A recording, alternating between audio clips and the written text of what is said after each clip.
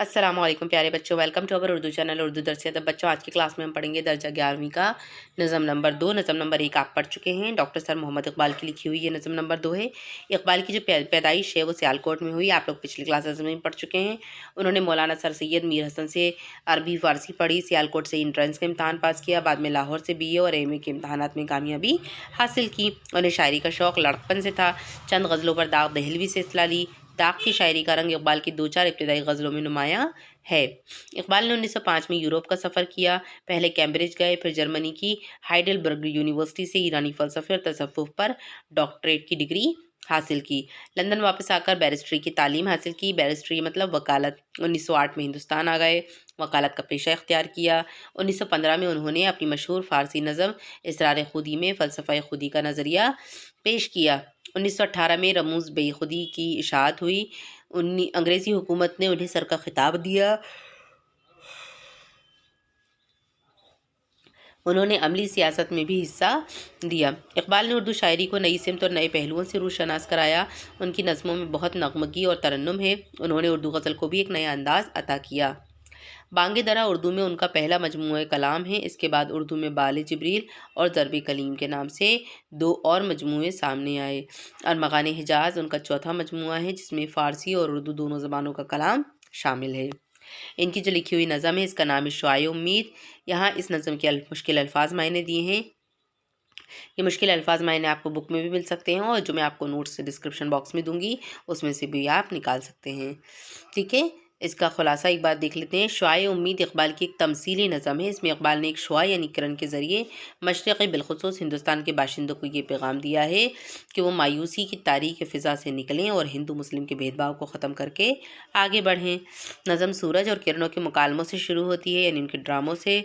सूरज अपनी किरणों को ये पैगाम देता है कि तुम सदियों से दुनिया में रोशनी फैला रही हो, मगर दुनिया वालों पर इसका कोई असर नहीं हो रहा है। तुम चमन, बयाबां, दरोबाम से उठकर वापस मुझ में समा जाओ। सूरज के इस पैगाम पर शुआओं ने अमल किया और वो बिछड़े सूरज के आगोश में समा गईं। लेकिन एक शोख किरण ने उस पैगाम पर अमल नहीं किया, बल्कि सूरज से दरख्वास्त की कि मुझे इस तरह चमकने दिया जाए जबकि मशरिक़ का हर एक ज़र्रा चमकने ना लगे। और बंद पर जो तारीक फ़िज़ा है, लोग गहरी नींद में सोए हैं, उन पर गफलत तारी है, वो दूर ना हो जाएं। हिंद की खाक से कैसे कैसे आलम पैदा हुए जिन्होंने अपने इल्म फसल से उजाला किया, मगर आज आलम यह है कि ब्राह्मण बुत खाने के दरवाजे पर सो रहा है और मुसलमान मस्जिदों की मेहराब के नीचे अपनी तकदीर को रो रहा है।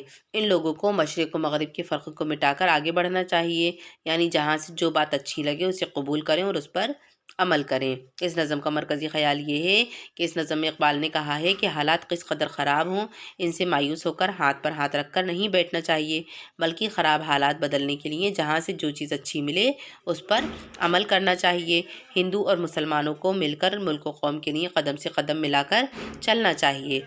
अब जो नज़म है इसमें बंद दिया है, सूरज ने दिया अपनी शुआओं को ये पैगाम, दुनिया है अजब चीज़ कभी सुबह कभी शाम, मुद्दत से तुम आवारा हो पहनाए फ़िज़ा में, बढ़ती ही चली जाती है बेमेहरी ये अय्याम, ने रेत के ज़र्रों पे चमकने में है राहत, ने मिसल ज़बातों फ़ि गुलो लाल आराम, फिर मेरे तजल्ली कदाए दिल में समा जाओ, छोड़ो चमनस्तान व बयाबान व दरोबाम।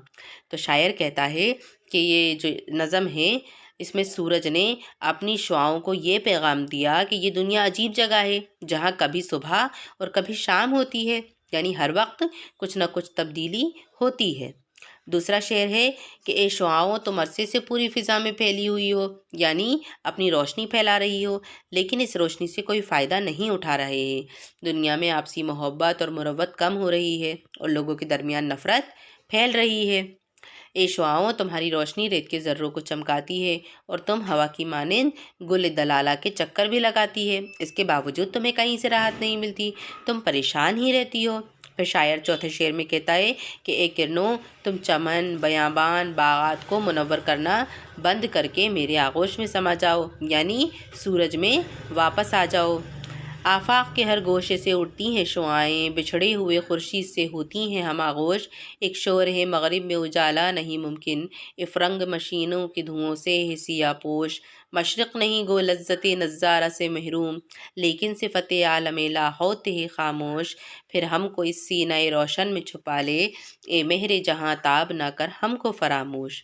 سورج کا پیغام ملتے ہی دنیا بھر کے ہر گوشے سے شعائیں اٹھ کر سورج کی آغوش میں سما گئیں۔ پھر شعائیں جو کرنیں تھیں وہ سورج سے ہم آغوش ہو کر کہتی ہیں کہ مغرب میں یعنی یورپ اور امریکہ وغیرہ میں صنعتی ترقی اور مشینوں کی ایجاد نے انہیں مادہ پرست بنا دیا ہے۔ اب ان کے نزدیک مشینیں ہی سب کچھ ہیں۔ ملوں اور فیکٹریوں سے نکلنے والے دھوؤں نے ان کے دل بھی سیاہ کر دیے ہیں، یعنی وہ مذہب اور روحانیت سے دور ہو گئے ہیں۔ پھر تیسرے شعر میں کہتا ہے شاعر کہ مشرقی قومیں یعنی ایشیائیوں میں ابھی بھی مذہب اور روحانیت کی روح باقی ہے، وہ اس قدر مادہ پرستی کا شکار نہیں ہوئے، وہ خدا پرست ہیں لیکن ان میں حرکت و حرارت نہیں، یعنی بے عمل ہیں۔ پھر چوتھے شعر میں شعائیں کہتی ہیں کہ مغرب ہو یا مشرق ان پر ہماری روشنی کا کوئی اثر نہیں ہوتا، اے دنیا کو روشن کرنے والے، اب اس دنیا میں ہمارے چمکنے کا کوئی فائدہ نہیں، اس لیے بہتر ہے کہ تو ہم کو اپنے سینے میں چھپا لے۔ ایک شوق کرن شوق مثالے نگاہور، آرام سے فارغ صفت جو ہر سیماب، بولی کہ مجھے رخصت تنویر عطا ہو، جب تک نہ ہو مشرق کا ہر ایک ذرہ جہاں تاب، چھوڑوں گی نہ میں ہند کی تاریک فضا کو، جب تک نہ اٹھے خواب سے مردان گرا خواب، خاور کی امیدوں کا یہی خاک ہے مرکز، اقبال کے عشقوں سے یہی خاک ہے سیراب، چشمہ مئو پرویں ہے اسی خاک سے روشن، یہ خاک کہ ہے جس کا خزف ریزہ درناب، اس خاک سے اٹھے ہیں وہ آوازیں وانی جن کے لیے ہر بہرے پر آشوب ہے پایاب، جس ساز کے نغموں سے حرارت تھی دلوں میں، محفل کا وہی ساز ہے بیگانہ مضراب، بت خانے کے دروازے پہ سوتا ہے برہمن، تقدیر کو روتا ہے مسلمان محراب، مشرق سے ہو بیزار نہ مغرب سے حذر کر، فطرت کا اشارہ ہے کہ ہر شب کو سحر کر۔ اب اقبال جو ان بندوں میں کہہ رہے ہیں تو شعائیں اپنی بات کہہ چکی، تو ایک چنچل شعاع نے یعنی جو ایک چنچل سی شعاع تھی، منچلی سی کرن تھی، اس نے جو حور کی آنکھوں کی طرح چمکدار تھی اور بیتابی میں سیما پارا سے بھی بڑی ہوئی تھی، اسے کسی پہلو قرار نہیں تھا، تو اس شعاع نے کہا کہ مجھے دنیا میں جا کر اس وقت تک چمکنے کی اجازت دے دو جب تک کہ مشرق کا ہر ذرہ روشن نہیں ہو جائے۔ تو اس شعاع نے یہ بھی کہا کہ میں ہند کی تاریخ کے فضا کو اس وقت تک نہیں چھوڑوں گی جب تک گہری نیند میں سوئے ہوئے لوگ بیدار نہیں ہو جائیں، جاگ نہ جائیں، یعنی مایوس ہندوستانیوں میں قومی حمیت جاگے اور وہ ملک و قوم کی فلاح کے کام کریں۔ ہندوستان تمام ایشیائی قوموں کی امیدوں کا مرکز ہے، اور اقبال نے اسی سرزمین کو اپنے اشکوں سے سیراب کیا ہے، اسی ملک کی خاک سے چاند اور پروین کی آنکھیں روشن ہیں، اور اسی ملک کی زمین کا ہر سنگ ریزہ موتی سے بھی بڑھ کر ہے۔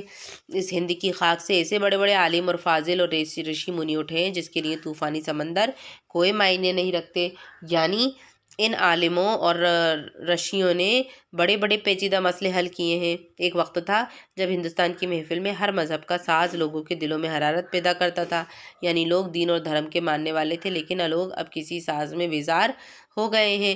اب تو یہ عالم ہے کہ ایک مندر کے دروازے پر سو رہا ہے اور مسلمان مسجد کے اندر اپنی تقدیر کو رو رہا ہے، یعنی ایک حالات سے بے نیاز غافل ہے اور دوسرا عمل سے بیگانہ ہے، یعنی ہندو مسلمان کی آپسی نا اتفاقی کی بدولت انگریز ہندوستان پر قابض ہو گئے ہیں۔ غافل لوگوں کے لیے اقبال کہتے ہیں کہ مشرق و مغرب کے چکر میں نہیں پڑو، جہاں سے جو بات اچھی ملے اس پر عمل کرو، اور یہ دیکھو کہ ہر رات کے بعد صبح ہوتی ہے، فطرت کے اسی اشارے کو سمجھو اور سرگرم عمل ہو جاؤ۔ سمجھ میں آئی بچوں یہ نظم آپ کو؟ اس کی تشریح میں نے آپ کو سمجھا دی ہے، یہ مشقی سوالات جوابات دیے ہوئے ہیں۔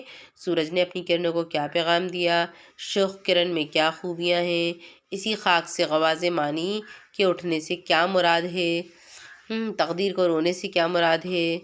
تو اس کی جو سوالات جوابات ہیں وہ میں آپ کو نوٹس کے ذریعے سینڈ کر دوں گی، آپ اس ویڈیو کے ڈسکرپشن باکس سے اس ویڈیو کے نوٹس کو، اس نظم کے نوٹس کو ڈاؤن لوڈ کر لیجئے گا۔ ٹھیک ہے بچوں، تو آج کی کلاس میں اتنا ہی، نیکسٹ کلاس میں ہم نیکسٹ نظم پڑھیں گے۔ اجازت دیجیے، آداب۔